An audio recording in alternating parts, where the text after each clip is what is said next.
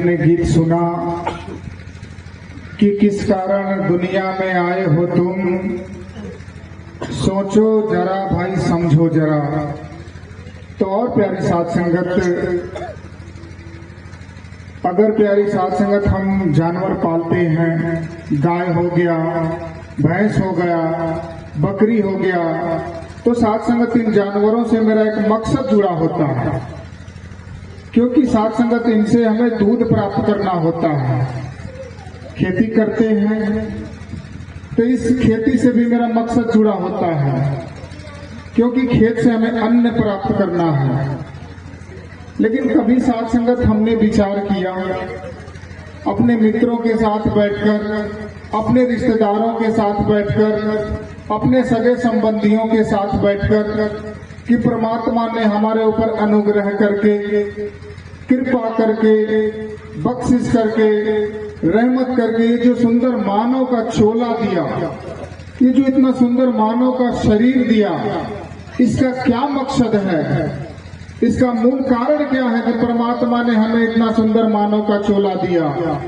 सत्संगत संपूर्ण अवतार वाणी में बातें आती है कि मिला है तुझको ये मानव तन केवल प्रभु को पाने को, मिला है तुझको ये मानव तन जीवन में लाभ उठाने को। परमात्मा ने तुझे तेरे ऊपर अनुग्रह करके जो मानव का चोला दिया है, केवल इस सत्य परमात्मा निराकार अखंड छेद जो परमात्मा है, इसको जानने के लिए, इसको पहचानने के लिए, इसे रूबरू होने के लिए परमात्मा ने तुझे ये सुंदर अवसर, ये मानव का चोला दिया है। और साथ संगत, जो मानव नहीं प्रभु को पाया तो वह जीवन को जाता हार, और जो मानव नहीं प्रभु को पाया यमदूतों की पड़ती मार। यमदूत का मतलब प्यारी साथ संगत बार बार जन्मना, बार बार मरना।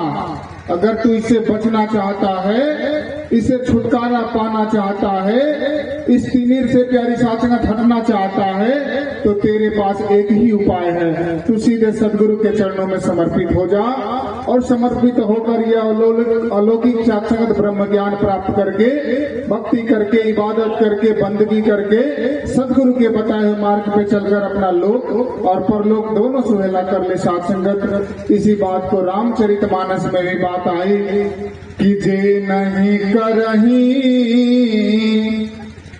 राम गुण गाना, अजीव सो दादुर जीव समाना। है इंसान, तुझे अपने जुबान से परमात्मा का नाम नहीं लिया, तुमने अपने जुबान से परमात्मा का स्मरण नहीं किया। ठीक उसी प्रकार जब तू स्मरण करता है, जैसे बरसात के समय में मेढक अपने जुबान से टर टर की आवाज करता है, तो तेरे ऊपर जब भी दुख आता है, कष्ट आता है, तब जाकर तू इस रमे राम परमात्मा को याद करता है। साथ संगत गोस्वामी तुलसी बाबा दोहावली में लिखे कि स्वार्थ सुख सपने हूँ अगम, परमारथ न परवेश, राम नाम सुमिरत मिठिए तुलसी कठिन कलेश।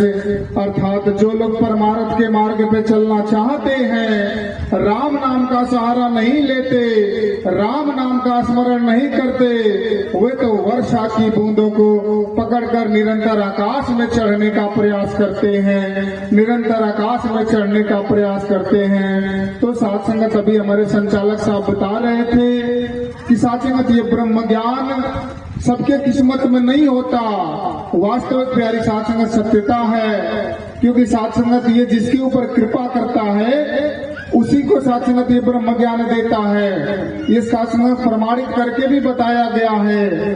भगवान राम 4 भाई थे, बड़े भाई का राम नाम था, शत्रुघ्न था, लक्ष्मण था, भरत था, लेकिन साथ संगत गुरु वशिष्ठ जी की रहमत बख्शी साथ संगत केवल राम पर हुई, और राम को ही ब्रह्म ज्ञान प्राप्त हुआ। साथ संगत, इसका भी और प्रमाण है कि भगवान राम की 3 माताएं थी, कौशल्या, सुमित्रा, कैकेयी, लेकिन साथ संगत भगवान राम की कृपा केवल कौशल्या पर हुई, ब्रह्म ज्ञान प्राप्त हुआ। तो और साथ संगत, जिसके ऊपर ये कृपा करता है उसी को ब्रह्म ज्ञान देता है। तो अंत में दास कहेगा कि सदगुरु की महिमा अनंत, अनंत किया उपकार, लोचन अनंत उघाड़िया, अनंत दिखावनहार।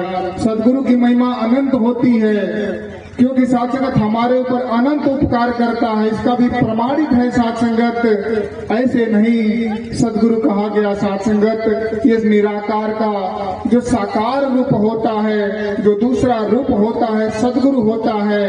क्योंकि साथ संगत सदगुरु का मतलब होता है सदगुरु क्या करता है, सदगुरु सत्य ये जो परमात्मा है प्यारी साथ संगत दर्शन करा देता है। तो सदगुरु सत्य परमात्मा निराकार का बोध करा के इस आत्मा का कल्याण करता है। तो अंत में दास कहते कहते दास यही कहेगा कि ओम तद्विधि परिणपाते न परिप्रश्न शब्या उपदेशंति ते ज्ञानम ज्ञानिन तत्वदर्शिना। अगर इस परम सत्ता परमात्मा को जानना चाहते हैं, इसे बातें करना चाहते हैं, इससे रूबरू होना चाहते हैं तो साथ संगत सदगुरु के चरणों में सजदा कर दें, सदगुरु के चरणों में अपना हस्ती को मिटा दें, गंवा दें और सदगुरु के चरणों में झुककर साथ संगत प्रश्न करें खुदा